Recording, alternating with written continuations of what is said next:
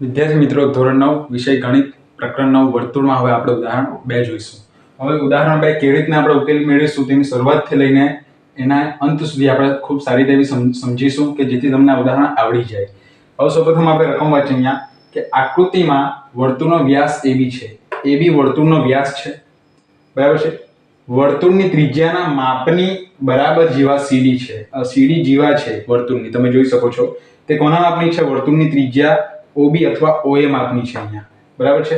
AC અને BD ને લંબાવતા આ AC બાજુ છે અને BD ને આપણે લંબાવીએ. ચાલો લંબાવીને જોઈએ આપણે.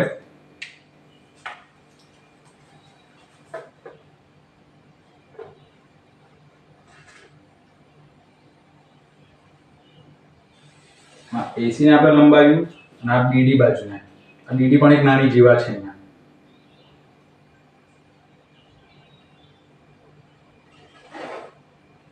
તમે જોઈ શકો છો આપણને અહીંયા ખૂણો મળે છે, બરાબર છે. આ એક ખૂણો, ધારો કે અહીંયા જ્યાં છેદે છે તેને છેદ બિંદુ E નામ આપી દઉં, બરાબર છે. લંબાવતા તે બિંદુ E માં છેદે છે, તો બિંદુ E માં છેદી ગયા બંને, બરાબર છે. તો સાબિત કરો કે ખૂણો AEB, ખૂણો AEB એટલે આપણે આ ખૂણો શોધવાનો છે. સૌપ્રથમ આપણે શું કરીશું વિદ્યાર્થી મિત્રો? અહીંયા આપણે લખીશું સૌપ્રથમ OC અને OD ને જોડો.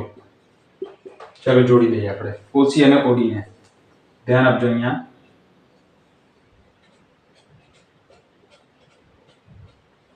આ OC ને જોડ્યું, હવે OD ને જોડીએ આપણે.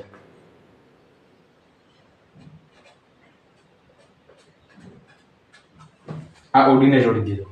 હવે તમે ધ્યાનથી જોજો વિદ્યાર્થી મિત્રો, OC પણ એ વર્તુળની ત્રિજ્યા થશે, OD પણ વર્તુળની ત્રિજ્યા થશે અને CD પણ વર્તુળની ત્રિજ્યા થશે.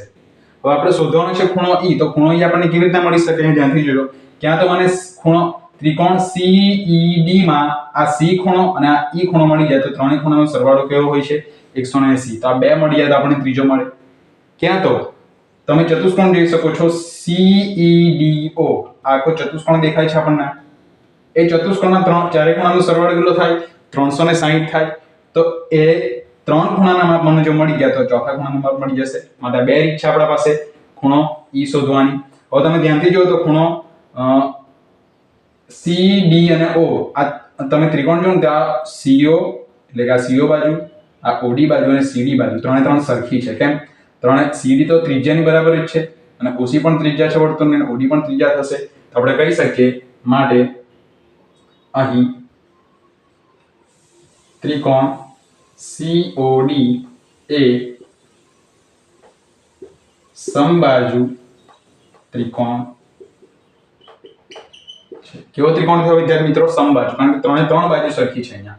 હવે સમબાજુ ત્રિકોણમાં આપણને ખબર છે ત્રણેય ખૂણા સરખા હશે. સમબાજુ ત્રિકોણ છે, મને લખીશું આપણે ખૂણો OCD બરાબર ખૂણો છે ODC. OCD એટલે આ ખૂણો, ODC એટલે આ ખૂણો અને COD એટલે O ખૂણો બરાબર એકરૂપ ખૂણો આપણે લખીશું COD. ત્રણ સરખા એટલે કેટલા અંશના થશે? 60 અંશના, બરાબર છે વિદ્યાર્થી મિત્રો. તો આપણને 60 અંશ મળ્યું. માટે COD બરાબર 60, ODC બરાબર પણ 60 ખૂણો અને OCD બરાબર પણ 60. હવે આપણે લખીશું હવે બિંદુ B અને C ને જોડતા. ચલો B અને C ને આપણે જોડી દઈએ છીએ અહીંયા.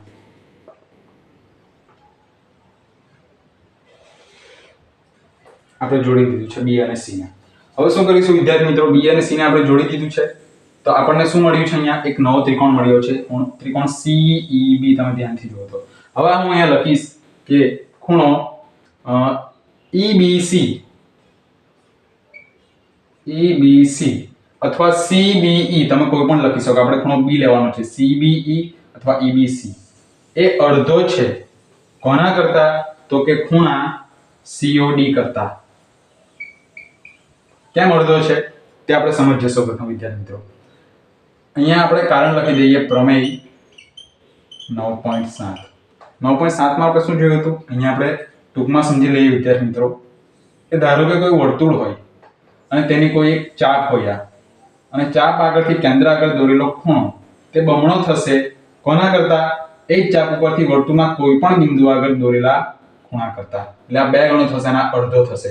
તો અહીંયાથી આ કિસ્સામાં જો આપણે આ વર્તુળના કિસ્સામાં જોઈએ, અહીંયા સમજીએ તો તમે જોઈ શકશો અહીંયા વિદ્યાર્થી મિત્રો કે આ એક CD એ વર્તુળની ચાપ થશે અહીંયા અને તે કેન્દ્ર આગળ ખૂણો બનાવે છે. તમે આ જોઈ શકો છો, કેન્દ્ર આગળ ખૂણો બનાવ્યો અહીંયા, બરાબર છે. ત્યાર પછી આપણે જોઈએ તો કોઈ પણ બિંદુ અહીંયા આપણે અહીંયા B બિંદુ લઈ લીધું છે. તે પણ જીવાનો એટલે કે વર્તુળની ચાપનો આ એક બિંદુથી અહીંયા રચ્યો અને બીજું બિંદુ અહીંયા તે જોડેલ છે. આ 1 અને આ 2, આ 1 અને આ 1 2. તો આ ખૂણો કેટલાનો થશે વિદ્યાર્થી મિત્રો? અડધો થશે આના કરતા. માટે આપણે આ સમીકરણ અહીંયા લખ્યું છે. હવે EBC બરાબર આપણને ખબર છે કેટલો થવાનો છે, શોધી શકીશું આપણે. EBC બરાબર અડધો. COD કેટલો છે આપણને મળ્યો? COD બરાબર 60° છે. તો ખૂણો COD બરાબર આપણે કેટલા લખી દઈએ અહીંયા વિદ્યાર્થી મિત્રો? 60°. ચાલો, માટે ખૂણો EBC બરાબર કેટલો થશે? 60 ના અડધા 30. EBC આપણને કેટલો મળી ગયો? 30 મળી ગયો. ચલો, એટલે B ખૂણો તો મળી ગયો વિદ્યાર્થી મિત્રો. હવે આપણે શું શોધવાનું છે? E અને C. એટલે કે C શોધીશું તો E મળી જવાનું છે આપણને. તો ચાલો હવે C શોધીએ. હવે તમે ધ્યાનથી જો વિદ્યાર્થી મિત્રો, તો ABC એ ABC ત્રિકોણ તમને દેખાય છે, તેમાં ખૂણો આ બનશે ને વિદ્યાર્થી મિત્રો, આ ખૂણો, આ કાટખૂણો બનશે. એટલે આપણે લખીશું અહીં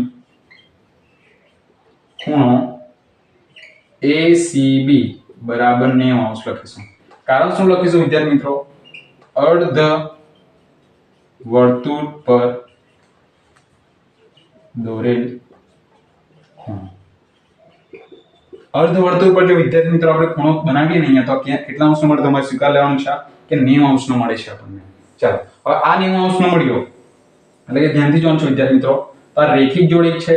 આ ACE સીધી રેખા છે. અહીંયા એક બીજો ખૂણો આ પણ બનશે, આ પણ બન્યો. તે આખો ખૂણો C છે. તો રેખિક જોડના ખૂણાનો માપ કેટલો હોય? 180. તો ખૂણો BCE કેટલો થયો? આ જો 90 થતો હોય તો રેખિક જોડનો 180 માં કેટલા ઘટે? 90. તો BCE ખૂણો પણ કેટલો થયો? 90. માટે આપણે લખીશું ખૂણો BCE બરાબર પણ 90°. કારણ લખી દેવાનું અહીંયા, રેખિક જોડના ખૂણા. ચાલો, આ પણ લખી દીધું. 2 ખૂણાના માપ મળી ગયા. આ આપણને મળ્યો 30 અને મળ્યો આ આપણને મળી જવાનો. માટે લખવાનું હવે ત્રિકોણ ECB માં. માટે હવે ત્રિકોણ ECB માં. શું ECB માં? 3 ખૂણા લખ્યા આપણે. CBE. ચાલો, પહેલો ખૂણો લઈ લઈએ. માં ખૂણો CBE વત્તા BCE વત્તા ખૂણો આ શોધવાનો છે આપણે કયો? EBC. આ ખૂણો E શોધવાનો છે, બાકી રહી ગયો BEC. લઈ લઈએ આપણે હવે. એટલે ખૂણો BEC અથવા આપણે CEB લઈએ, એવું કરીએ. CEB લઉં તો પણ ચાલે, આપણે તો ખૂણો E વચ્ચે આવવો જોઈએ. તો ત્રણેય ખૂણા કોઈ પણ ત્રિકોણ હોય વિદ્યાર્થી મિત્રો, તો ત્રણેય ખૂણાનો માપનો સરવાળો 180 લખાય. આપણે લખી દઈએ. આમાંથી 2 ખૂણા આપણને ખબર છે. કયા ખબર છે? એક તો આપણને ખબર છે CBE. CBE એટલે ECB, બંને સરખો થયા ખૂણા, તેનું માપ લખી દઈએ 30 વત્તા ખૂણા BCE નું માપ આપણે શોધ્યું છે.